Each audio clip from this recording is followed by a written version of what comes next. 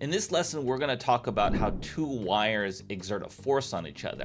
And that's because one creates a magnetic field and the other one has charges moving through the magnetic field. And so whenever we have charges moving in a magnetic field, it experiences a force. And so there's an interaction between two wires, depending on how they're oriented, that will create a force between them. And so let's talk about how that calculation works and how the direction is established.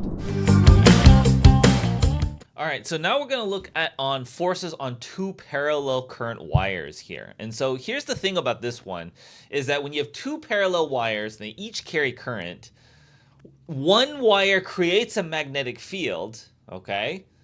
And then the other wire is in that magnetic field. And because a current carrying wire is moving charges, you have charges moving through a magnetic field, and so it will experience a force. Right? That's what we've been talking about. So this creates a force on the wire when you have two wires that are parallel to each other. Now it's IL cross B.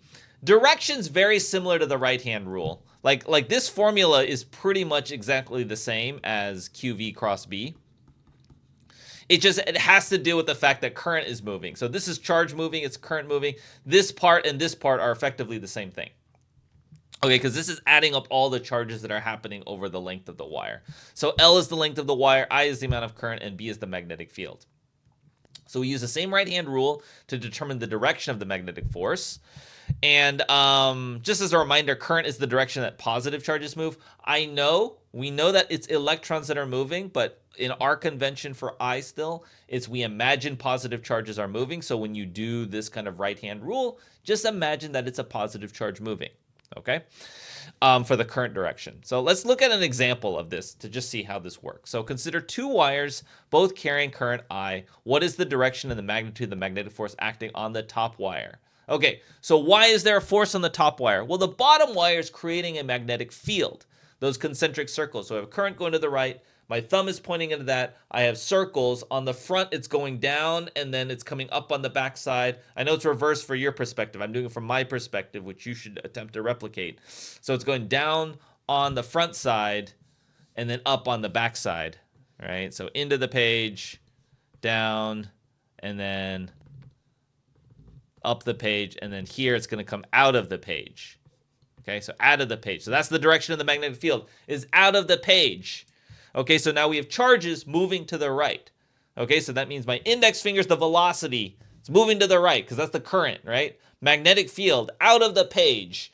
So my thumb is pointing down. So the magnetic force on any charges moving here to the right is going to be downward. So that's the direction of the magnetic force. Okay, so it is downwards. And what is the strength of that magnetic force? Well, it's just ILB because everything's already at a right angle, so we don't have to decompose anything, right? Because the magnetic field is coming out of the page, I is going to the right. So it's I times the length. We didn't say what the length was. Let's just pretend that I gave you a length L. And times the B. Now, what is the magnetic field from a wire? The magnetic field from a wire is the μ₀I over 2 pi r, which in this case, the distance from there to there, the r is going to be 2a. So it's μ₀I over 2 pi times 2a, which is μ₀I over 4 pi a, which means when we multiply by the magnetic field, it's going to be μ₀I over 4 pi a. And so it's going to be μ₀I squared L over 4 pi a is going to be that magnetic force, and it's going to be downward. Now, if the top wire has current I flowing to the left instead, so instead we're going to say, let's say the current goes this way, what's going to happen to the magnetic force? Well, now my index finger is pointing to the left, magnetic field is still out of the page, but now my force is going to be upwards, right? So I'm going to have a magnetic force upwards here. So it's going to change direction. So currents that go opposite directions, they repel each other, by the way. And currents that they have the same direction, they will draw towards each other. So, yeah, so it's going to be upward, but it's going to have the same magnitude because everything else is here. It's going to be the exact same. So if the bottom current was doubled, okay, so let's go back to this. Let's go back to this scenario, the original scenario here. if the bottom wire was double the current 2I, what would the magnetic force be on the top wire be? What would the magnetic force? Okay, so we got to remember it was the ILB. You got to remember each of these. So the force on the top wire, this is the I through the top wire. This isn't going to change because we're doubling the current on the bottom one here. We're saying this is now 2I.